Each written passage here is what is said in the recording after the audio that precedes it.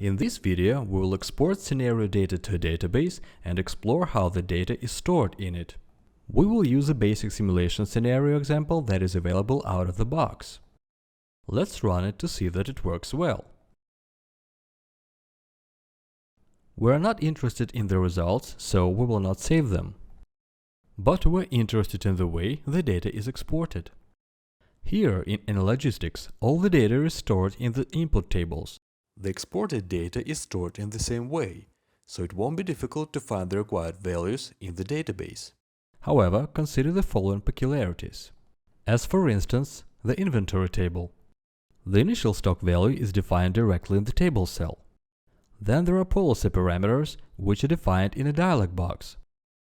Such values are stored outside of the exported table.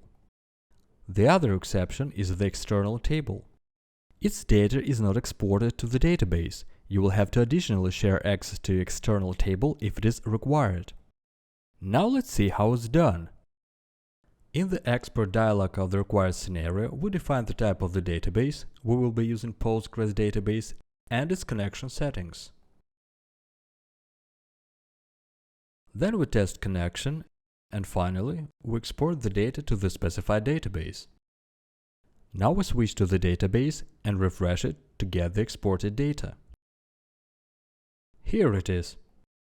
This long list of tables is practically the same list that we see if the export is done to an Excel file, with just a few distinctions that we will further talk about. The most obvious one would be the table naming. The names of tables in the database start with export and additionally contain the type of scenario the table refers to. It may also contain a column name if such table is created to keep data from a certain column of the parent anyLogistix table. For example, we have this expert SIM groups table, which contains two groups, customers and factories. And then there are tables expert SIM groups customers and expert SIM groups sites, which have the content of the customers and factories groups respectively.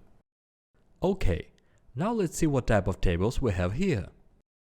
The list comprises tables with scenario and experiment settings, project units and their conversions, icons, external tables, table with custom parameters entries, and finally, the actual anyLogistix input tables with the exported scenarios data.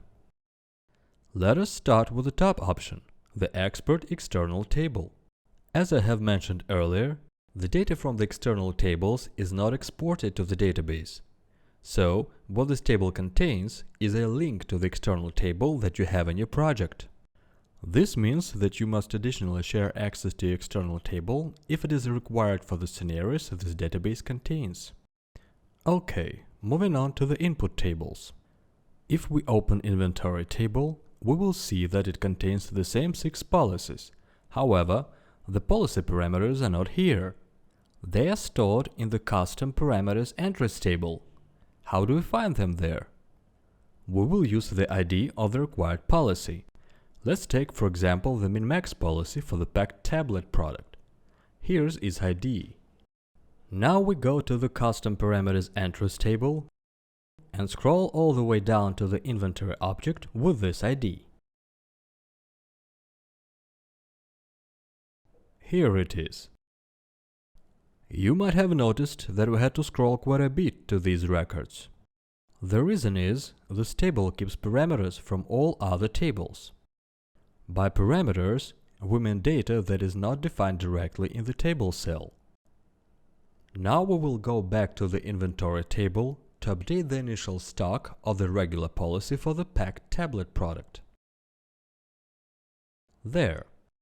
Now we will import the updated policy from the database to the existing scenario in anyLogistix. Open anyLogistix and remove all data from the inventory table to exclude data duplication as the result of the import. Open the import dialog and define the database connection settings. Then select the inventory table to import, and finally choose the scenario to import the data to. Good, here it is, the new initial stock value. We can run the simulation experiment now to make sure it runs well. Yes, it works fine. But what if we export scenarios of different types to one database? In this case, a new set of tables will be created for this scenario. Let us open a GFA example and export it to our database in the very same way.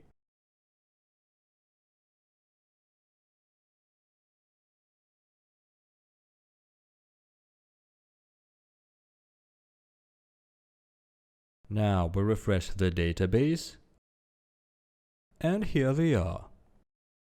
Note that connection settings of external tables of all scenarios that you export to this database are stored in one table, regardless of the scenario type. That's it. Thanks for watching. Click all buttons below this video and see you next time.